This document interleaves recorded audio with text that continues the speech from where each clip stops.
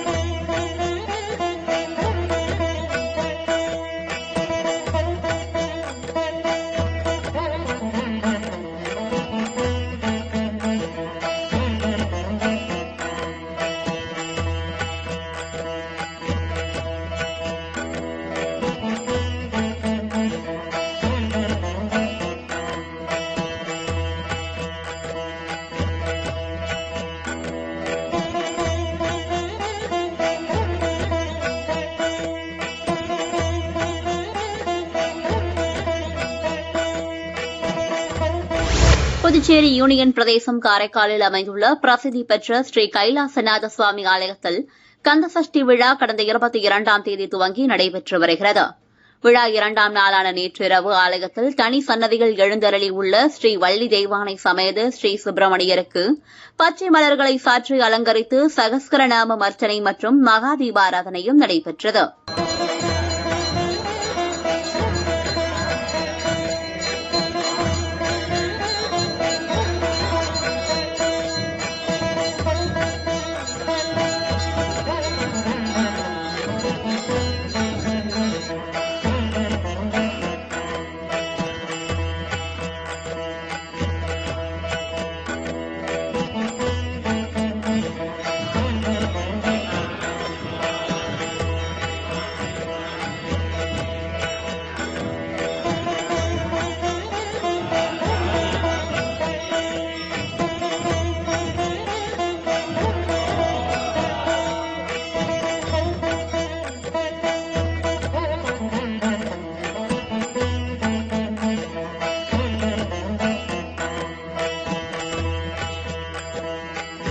அதனைத் தொடர்ந்து சேஷ வாகனத்தில் ஸ்ரீ வள்ளி தெய்வானையுடன் சுப்பிரமணியர் ஆலய பிரகாரத்தை வலம் வந்தார். சிறப்பு அபிஷேக ஆராதனையும் பின்னர் வேல்வாங்கும் நிகழ்வும் நடைபெற்றது. இதில் ஏராளமான பக்தர்கள் கலந்து கொண்டு சுவாமி தரிசனம் செய்தனர்.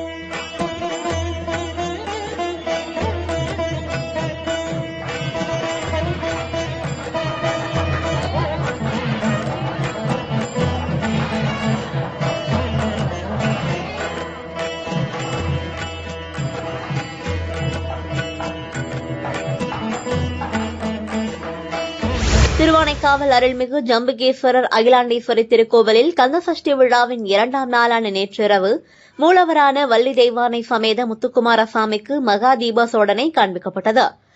உற்சவர் ஆறுமுக பெருமான் சிறப்பு அலங்காரத்தில் பல்லக்கில் எழுந்தருளி 3ஆம் பிரகாரங்களின் வழியே வலம் வந்து பக்தர்களுக்கு காட்சியளித்தார்.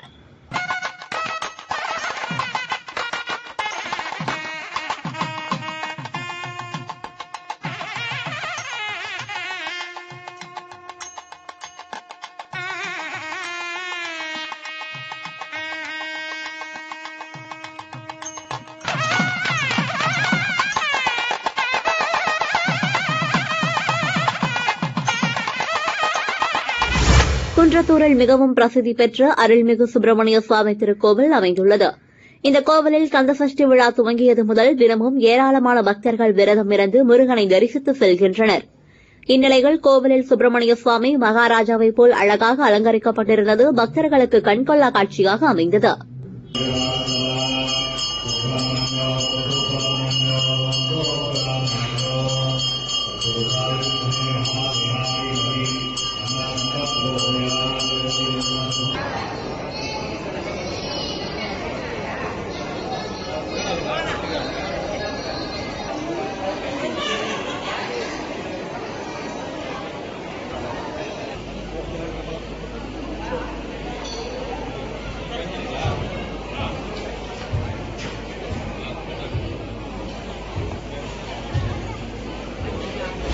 பூலோக கைலாயம் என்று போற்றப்படும் சென்னை திருவெற்றியூர் ஸ்ரீ ஆதிபுரீஸ்வரர் தியாகராஜ சுவாமி வடிவுடையம்மன் கோவிலில் ஆதிபுரீஸ்வரர் சன்னதி அருகில் அருள் பாலிக்கும் 63 நாயன்மார்களில் ஒருவர் பூசலார் நாயனார்.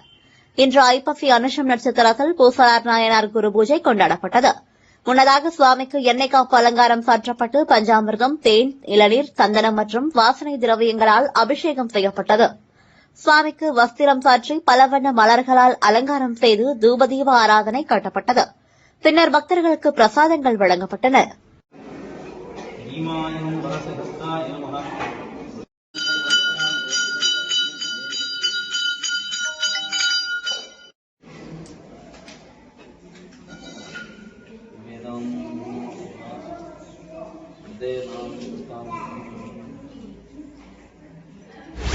தமிழ்கடவுள் முருகப்பெருமானின் பெருமையை விளக்கும் கந்தபுராணம் அரங்கேறிய திருத்தலமான குமரக்கோட்ட முருகன் கோவிலில் ஆண்டுதோறும் கந்தசஷ்டி விழா வெகு விமரிசையாக நடைபெறுவது வழக்கம். அந்த வகையில் இந்த ஆண்டு குமரக்கோட்ட முருகன் கோவிலில் கும்பாபிஷேக விழா நடைபெறுவதை முன்னிட்டு இந்த வருடம் கந்தசஷ்டி விழாவில் லட்சார்ச்சனை மட்டுமே நடைபெற்று வருகிறது. அந்த வகையில் கந்தசஷ்டி விழாவின் 2ஆம் நாளான நேற்று மஞ்சள் மற்றும் வெள்ளை நிற மலர் மாலைகள் கொண்டு சிறப்பு அலங்காரம் செய்யப்பட்டதில் முருகப்பெருமான் மஞ்சள் கோலத்தில் காட்சியளித்தார். அதனைத் தொடர்ந்து சிறப்பு லட்சார்ச்சனை நடைபெற்றது.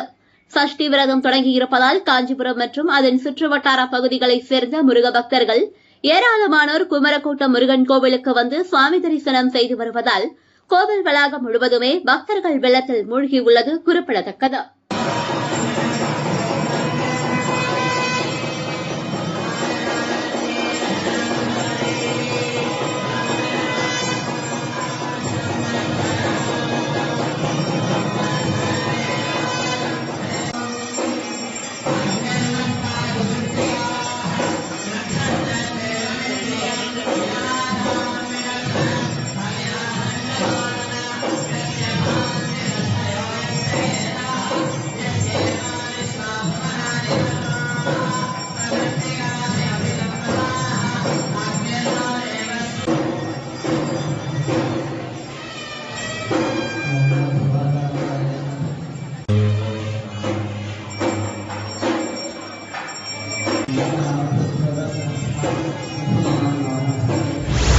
திருப்பூர் சிவன்மலை சுப்பிரமணிய சுவாமி கோவிலில் நேற்று முன்தினம் கந்தசஷ்டி விரதம் துவங்கியது. இதில் ஏராளமான பக்தர்கள் காப்பு கட்டிக்கொண்டு விரதத்தை தொடங்கினர்.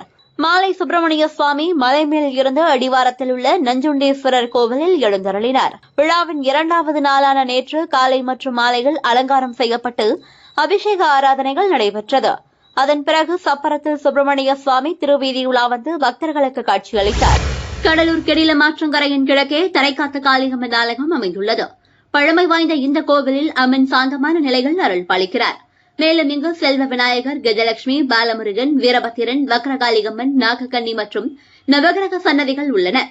கோவிலின் வெளியே உள்ள எல்லைச்சாமி சன்னதிகள் செவ்வாய், வெள்ளி மற்றும் ஞாயிற்றுக்கிழமைகளில் மக்கள் ராகு காலத்தில் விளக்கேற்றி வழிபடுகின்றனர். அதன்படி இன்று வெள்ளிக்கிழமை ராகு காலத்தில் திரளான பக்தர்கள் விளக்கேற்றி காளியம்மனை வழிபாடு செய்தனர். கோவிலில் 3 எலுமிச்சம் பழங்களுடன் பூஜை செய்தால் ஏவல், பில்லி சூனியம், இடப்பிரச்சினை உள்ளிட்ட பல பிரச்சினைகள் நிவர்த்தியாகும் என்பது மக்களின் நம்பிக்கையாக உள்ளது.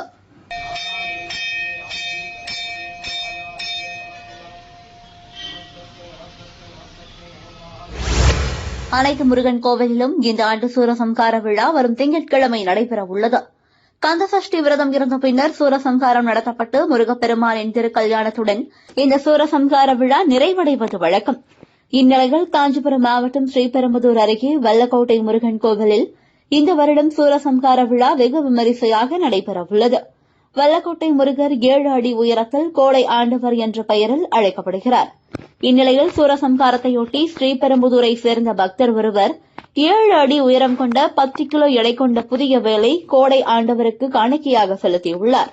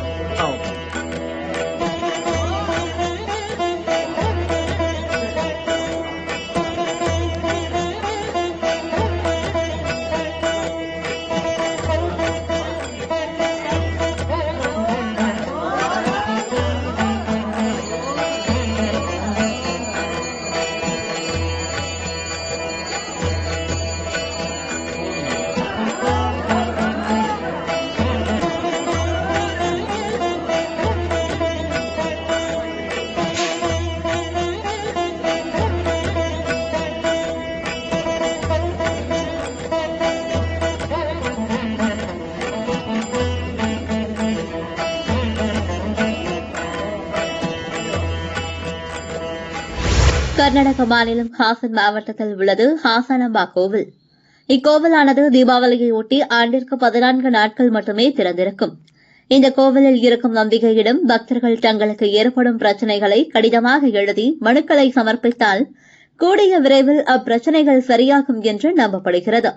அதனால் இந்த கோவிலில் இருக்கும் அம்மனை தரிசிக்க அண்டை மாநிலங்களில் இருந்தும் பக்தர்கள் பெருமளவில் வருகின்றனர்.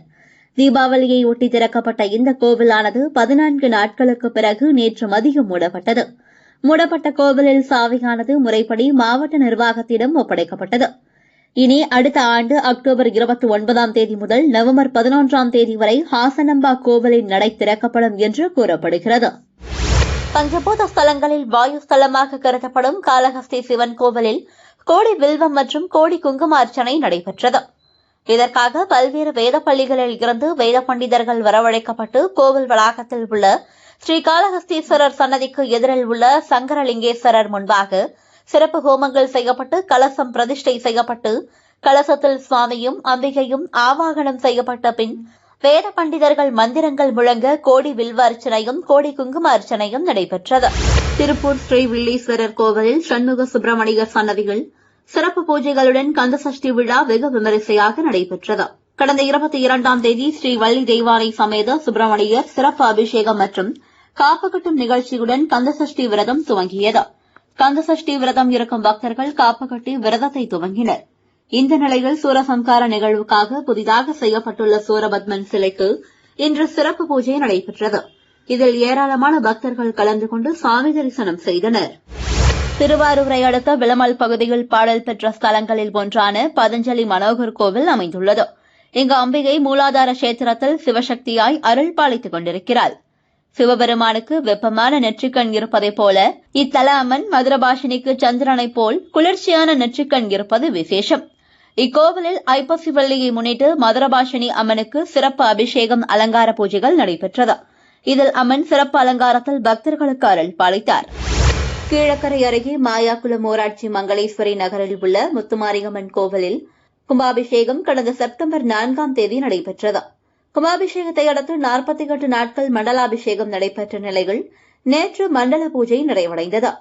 இதில் மூலவர் முத்துமாரியம்மன், துர்கை, மகாலட்சுமி, விநாயகர், கருப்பண்ணசுவாமி உள்ளிட்ட பரிவார தெய்வங்களுக்கு சிறப்பு அபிஷேக ஆராதனை நடைபெற்றது. முன்னதாக திரிசூலம் வடிவில் சங்குகளால் வடிவமைக்கப்பட்டு அவற்றில் புனித நீர் ஊற்றி சிறப்பு பூஜைகள் நடைபெற்றது. கோவில் அலங்கார மண்டபத்தில் யாக வேள்வி வளர்க்கப்பட்டு வேத மந்திரங்கள் முழங்க பக்தர்களின் மீது அந்த புனித நீர் தெளிக்கப்பட்டது. இதில் சுற்றுவட்டார கிராமங்களைச் சேர்ந்த ஏராளமான பக்தர்கள் சுவாமி தரிசனம் செய்தனர்.